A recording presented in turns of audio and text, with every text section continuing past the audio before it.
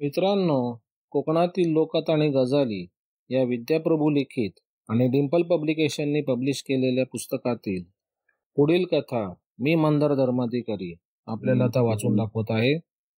कथेचं नाव आहे उघडा उघडा दार. एका गावात एक सावकार होता. त्याला 2 बायका होत्या.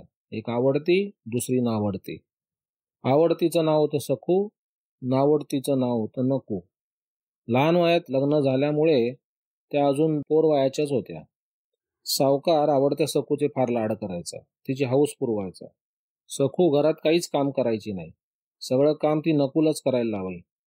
सखू आपलं चांगलं अन्न खायची आणि नकूला मात्र शिळपाका वाढायची. आपण चांगली लुगडी नेसायची, सवतीला आपली जुनेरी जाडी बरडी लुगडी द्यायची. नकू बापडी दिवसभर कामानं थकून जायची. तिनं कितीही काम केलं तरी सखू कधी खुश व्हायची नाही. काम आवरून नकू जराशी बसली की नकूला ते सहन व्हायचं नाही आणि ती तिला लगेच दुसऱ्या कामाला लावी. सवतीच्या जाचानं नकू अति कंटाळून गेली होती. वाईट वाटलं की ती एकटीच रडत बसे. पण आपलं दुःख ती कोणाला सांगणार? नकूकडे एक लाकडी बाहुली होती. लग्न होऊन ती सासरी आली तेव्हा ती माहेरून आणली होती. तिच्या खेळातली ती बाहुली होती. नकूशी घरात कोणीच नीट बोलत नसे, मग ती बाहुलीशीच बोले, आपलं दुःख सांगे. नकू ती बाहुली नेहमी आपल्या लोगड्याच्या ओव्यातच ठेवायची. एके दिवशी सवतीनं नकूवर चोळीचा आर घातला. म्हणाली, तू डब्यातले लाडू चोरून खाल्लेस, गाडग्यातलं दूध प्यायलीस. ती नकूला लागेल असं खूप बोलले. नकूला खूप वाईट वाटलं. सावकारानं पण आवडत्या सखूचीच कड घेतली आणि तो नकूला खूप बोलला. बापडी नकू दिवसभर रडत होती. ती त्या दिवशी जेवली नाही. तिची कोणी विचारपूस केली नाही. नकूला आता त्या घरात राहावंसं वाटेना. एका संध्याकाळी बावीवर पाणी आणायला म्हणून ती बाहेर पडली. बरोबर कळशी घेतली. बावीचं पाणी काढलं, मग ती घरात आली नाही. दूर कळशी तिथंच ठेवून ती मागच्या वाटेनं रानात गेली. कुठं जावं, काय करावं तिला काही सुचत नव्हतं. वाट दिसेल तशी ती चालत होती. खूप लांब आली. हळूहळू सांज होत होती. मग थोड्या वेळानं दिवस मावळला. अंधार पडू लागला तरी ती चालतच होती. लवकरच अंधार वाढला. रानात दाट झाडी, त्यामुळे तिला वाटही दिसेना. मागं फिरावं तरी कठीण होतं. तिला आता भय वाटू लागलं. रानात वाघ सिंह असतील, ते आपल्याला मारून खातील या आठवणीनं ती थरथर कापू लागली. काय करावं असं ती विचार करत थांबली. इकडे तिकडे पाहू लागली तर समोर एक मोठं झाड होतं. त्यावरती चढून बसली. तिच्याबरोबर तिची बाहुली होती. तिला तिनं पोटाशी धरलं. तिला जरा धीर आला. बाहुलीबरोबर तिने थोड्या गोष्टी केल्या. मग बाहुलीला पोटाशी धरून ती तशीच बसून राहिली. ती चालून खूप दमली होती, जेवलीही नव्हती. तिला खूप भूक लागली होती. झोपही येत होती, पण झोपणार कसं? झोप आवरेनाशी झाली तेव्हा तिनं झाडाला दोन्ही हातांचा विळखा घातला आणि फांदीच्या बेचक्यात बसून राहिली. खूप दमल्यामुळे तिचा डोळा लागून गेला. रात्र वाढू लागली. मध्यरात्रीच्या सुमाराला 4 चोर त्या रानात आले. नकू ज्या झाडावर बसली होती, नेमकी त्याच झाडाखाली ते आले. चोरी करून आणलेल्या मालाची गाठोडी त्यांच्याकडे होती. चोरीच्या मालाची ते आपसात वाटणी करत होते. आपसात अगदी हळू आवाजात काही बोलत होते.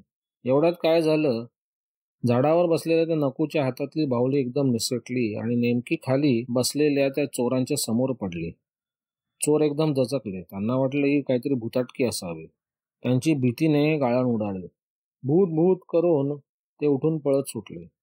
मालाची ती गाठोडी नेण्याचं भानही त्यांना राहिलं नाही. ती तिथेच पडली होती. चोराच्या ओरडण्यानं नकू जागी झाली. ती आता आणखी भिवून गेली होती. बाहुलीला पोटाशी धरावं म्हणून ती बाहुली पाहू लागली, पण आता ती तिच्या जवळ नव्हती. बाहुली खाली पडली असणार हे तिने ओळखलं, पण भोवती मिट्ट काळोख होता म्हणून ती खाली उतरलीच नाही. उजाडण्याची वाट बघत ती झाडावर बसून राहिली. मग बऱ्याच वेळानं रात्र संपली. दिशा उजळल्या, झुंजूमंजू दिसू लागल्या. मग नकू खाली उतरली तर समोर तिला आपली बाहुली दिसली. तिनं ती पटकन उचलली आणि पोटाशी धरली. चोरांची गाठोडी पण तिथेच पडली होती. तिनं त्यातलं एक गाठोडं सोडून बघितलं. त्यात सोन्याचे दागिने होते, रुपयांच्या थैल्या होत्या, सोन्या चांदीची भांडी, हिरे माणकं होती. तिचे डोळे दिपवून गेले. तिनं एवढं सोनानं कधीच बघितलं नव्हतं. नकूनं ते सगळं गोळा केलं. त्याचं एक मोठं गाठोडं बांधलं आणि डोक्यावर घेतलं. कोणी पाहिलं तर संशय येऊ नये म्हणून त्यावर काट्याकुट्या झाडाच्या फांद्या ठेवल्या. ते सगळं घेऊन ती परत माघारी घरी चालली.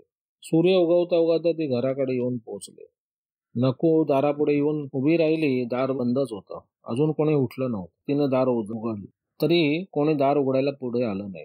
नको म्हणाली, "उघडा उघडा दार, माझ्या माथ्याला झाला भार." खरोखरच माथ्यावरचं ओझं तिला जड झालं होतं. पुन्हा मोठ्याने म्हणाली, "उघडा उघडा दार, माझ्या माथ्याला झाला भार." मग सावकाराची आवडती बायको सखू बाहेर आली. तिनं दार उघडलं. पाहते तो दारात नको उभी. तिच्या माथ्यावर एक मोठं बोचकं दिसत होतं. तिला बघून सखू एकदम तडकून म्हणाली, "खय मराक गेलं होतंस? आता कित्या पाटी आणलंस? जा, येऊ नको घरात." ती दार बंद करायला लागली. तशी नको म्हणाली, "अगे मी काय आणलंय ते तरी बघ, मग ये माका जायला सांग." मग नकूनं डोक्यावरचं ओझं खाली ठेवलं. ती खाली बसली आणि गाठोडं सोडलं. नकूची ती सवत बघतो तो काय, सोन्याचे दागिने, हिरे, माणके, सोन्या रुपयाची भांडी, रुपयांची थैल्या बघून ती हरकून गेली. तिनं एवढी धनदौलत कधीच बघितली नव्हती. तिनं नकूला घरी घेतलं. दोघींनी ते गाठोडं आत ठेवलं. सावकारानं ते सोनं पाहिलं आणि तो चकित झाला. मग त्यांनी ते सगळं धन 2 मोठ्या रांजणात भरून रांजण लपून ठेवले. आता घरात नावडत्या नकूचा मान वाढला. आता सवत तिच्याशी गोड बोलू लागले. तिच्याशी चांगलं वागू लागले. नकूनं एवढं सोनं नाणं घरी आणलं म्हणून नवरा तिच्यावर खुश झाला. अधिक प्रेमानं वागू लागला. तिला जपू लागला. तिची काळजी घेऊ लागला. तिला कामं पडू देईना. आता तो सखूकडे दुर्लक्ष करू लागला. तिला मान देईना. तिच्याशी प्रेमानं बोलेना. घरची कामं तो आता सखूलाच करायला लावी. आवडती सखू आता नावडती होत चालली होती. आधीची नावडती नकू आता त्याला जास्त प्रिय वाटू लागले. तिच्या वाचून त्याचं पान हलेना. नकूचे दिवस आता चांगले आले होते. सखूला आता नवऱ्याचं प्रेम मिळेना. त्याला वाटे आपण सवतीला आधी खूप छळलं म्हणून देवानं ही शिक्षा दिली. पण नको मात्र सवतीशी चांगलं वागे. तिनं पूर्वीचा राग मनात ठेवला नाही. तिला मान दे. आता दोघीतला दुरावा कमी होत चालला होता. मग एक दिवशी सखूनं सवतीला विचारलं, "काय गे नकू, तू या सगळ्या सोना नाणं खैसून आणलंस? माका पण सांग." नकून आधी जरा टाळाटाळ केली. मग सगळी गोष्ट खरी सांगून टाकली. रानातलं ते झाड कुठे आहे तिने सांगितलं. एके दिवशी सखू घरातून निघून गेली. सावकाराला तिनं जाताना सांगितलं नाही. तिनं नकूकडची ती बाहुली आपल्याबरोबर घेतली होती. ती रानाच्या दिशेने चालू लागली. हळूहळू अंधार पडू लागला होता. चालता चालता ती रानातल्या त्या झाडाजवळ आली आणि झाडावर चढून बसली. रात्र झाली, अंधार वाढला. तिला भीती वाटू लागली. पण ती कशी तरी बसून राहिली. भीतीमुळे तिला झोप येईना. मध्यरात्र उलटून गेली. ते चोर झाडाखाली आले. चोरून आणलेल्या मालाची वाटणी करत होते. सखू सावध झाली. तिनं आपल्याकडची बाहुली खाली टाकून दिली. त्या आवाजानं चोर दचकले, पण यावेळी घाबरून पळाले नाहीत. मागचा प्रकार त्यांना आठवला. भूताच्या भीतीने ते पळून गेले होते. त्यांची मालाची गाठोडी तिथंच राहिली होती. सकाळी ते तेव्हा पुन्हा आले तेव्हा तिथं कोणी नव्हतं. कोणीतरी ती गाठोडी पळवली होती. हा दुसरा कोणीतरी चोर असणार हे त्यांनी ओळखलं. म्हणून यावेळेला ते पळून गेले नाहीत. ते आता सावध झाले होते. मग त्यातल्या एकानं विचारलं, "कोण असावर? मुकाट्यानं खाली ये." त्यांनी आजूबाजूचा पानपत्तेरा गोळा केला. चकमकीनं आग पेटवली, जाळ केला. त्या उजेडातच त्यांना झाडावरची सखू दिसली. त्यांचा अंदाज खरा ठरला. मग त्यातला दुसरा चोर म्हणाला, "बऱ्या बोलानं खाली उतर, नाहीतर हसून गुंडे मारू." मग जीवाच्या भयानं ती खाली उतरली. त्यांच्या हातापाय पडू लागली. म्हणाली, "भावाशीनू, माका मारू नका. माका तुमचा सोना बिका काय नको. मी घरात जात आहे." चोरांना वाटलं मागचं सर्व सोनं हिनंच पळवलं असणार. आता ही परत आली आहे. हिला धडा शिकवला पाहिजे. मग त्यांनी तिचं नाक कापलं आणि तिला हलवून दिलं. सखूच्या नाकाला रक्ताची धार लागली. पदर फाडून तिनं एक चिंधी काढली आणि नाकाला गुंडाळली. ती अंधारातून पुढे चालू लागली. बरंच पुढे आल्यावर ती एका ठिकाणी बसून राहिली. उजाडण्याची वाट पाहत होती. बऱ्याच वेळानं रात्र संपली, दिशा फाकल्या. तशी ती घरी निघाली. तिनं डोक्यावरून पदर घेतला आणि तो तोंडावर ओढला होता. दिवस उगवायच्या आधीच ती घराकडे पोचली होती. घराचं दार बंद होतं. तिने ढकललं, पण ते आतून बंद होतं. मग तिने ते वाजवलं. म्हणाली, "उघडा उघडा दार, माझ्या नाकाला लागली धार."